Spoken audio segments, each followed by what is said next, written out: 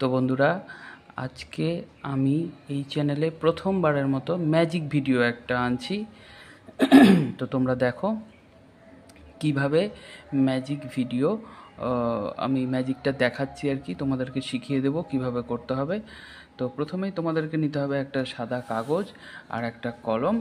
তো তোমাদের সামনে যে থাকবে তাকে তোমরা প্রথমেই বলবে যে তুমি যে কোনো নিজের ইচ্ছে মতো 4টা সংখ্যা লিখে নাও।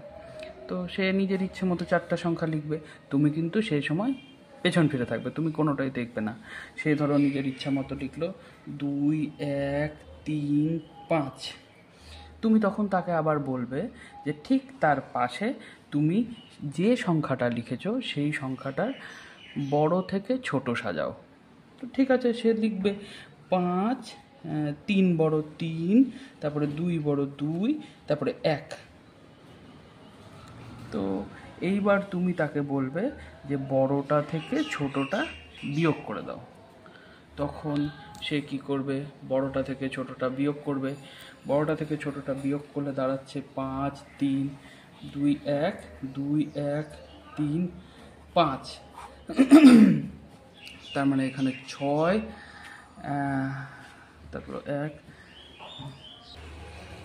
তো এখান থেকে হচ্ছে 8, 1, 3, এই সংখ্যাটি। এইবার তুমি বলবে যে যে কোনো 3টি সংখ্যাকে তুমি গোল করো। তো সে ধরো করলো এটা, এটা এবং এটা, এবং তার যোগফল জানতে চাইবে। সে যোগ করে বলবে 8, 3, 11, 14। হ্যাঁ, সে ধরো বলবে 8, 1, 9, 2, 12।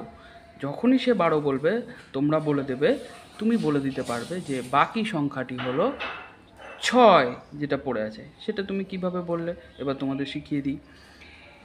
এই যে সংখ্যাগুলো তোমাকে 9-এর গুণিতকে ধরতে হবে। 9 × 1, 9 × 2, 9 × 3।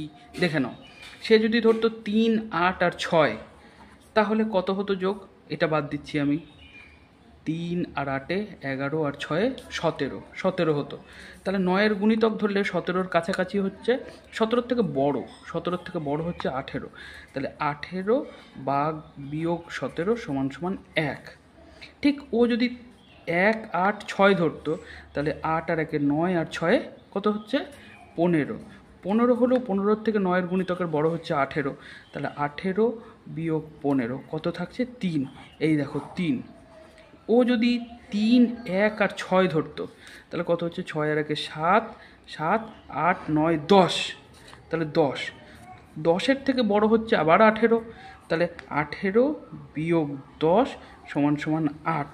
এই দেখো 8। বুঝতে পারলে তোমরা ম্যাজিকটা? এইভাবে তোমরা ম্যাজিক দেখিয়ে যে কাউকে তোমরা খুব ভালোভাবে ইমপ্রেস করতে পারবে। Thank you for watching. পাশে থেকো, সাথে থেকো।